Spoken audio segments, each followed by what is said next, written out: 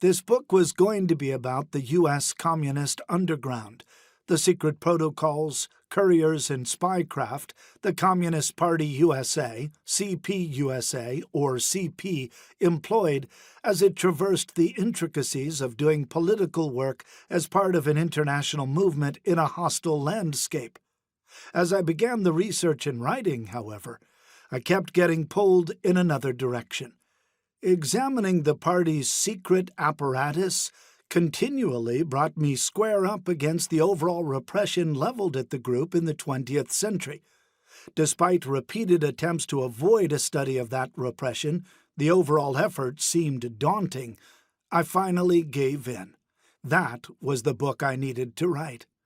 Deciding on that path, I quickly discovered there was no single volume on that repression. While there are many good books on its components, the first Red Scare of the early 20th century, the second Red Scare, or McCarthy era, the misnomer for the period, and a fair amount of writing about anti-communist laws, hearings, and repressive pushes that took place betwixt and between, there is no book that presents the drive against U.S. communism as one extended repressive campaign.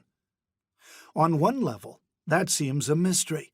Enough time has passed that the raw material is out there, the memoirs, the secondary sources, the congressional transcripts, the hundreds of thousands of pages of FBI files. Why, then, is there no overall account? I can't help but think it is bound up with the peculiar legacy of anti-communism in the United States.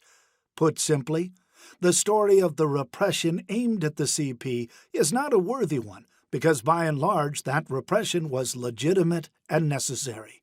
While there is a consensus among historians and the larger population that Joe McCarthy went too far and damaged the credibility of the political system he was supposed to have served, McCarthy's sin, according to the predominating view, is that he overstated the threat, not that it wasn't real.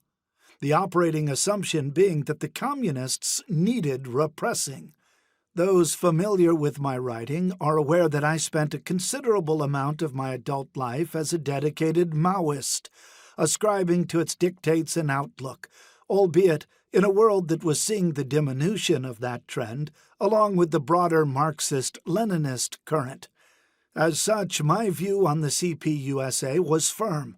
It was an anti-revolutionary revisionist organization whose history was shot through with their denigration and sullying of true Leninism.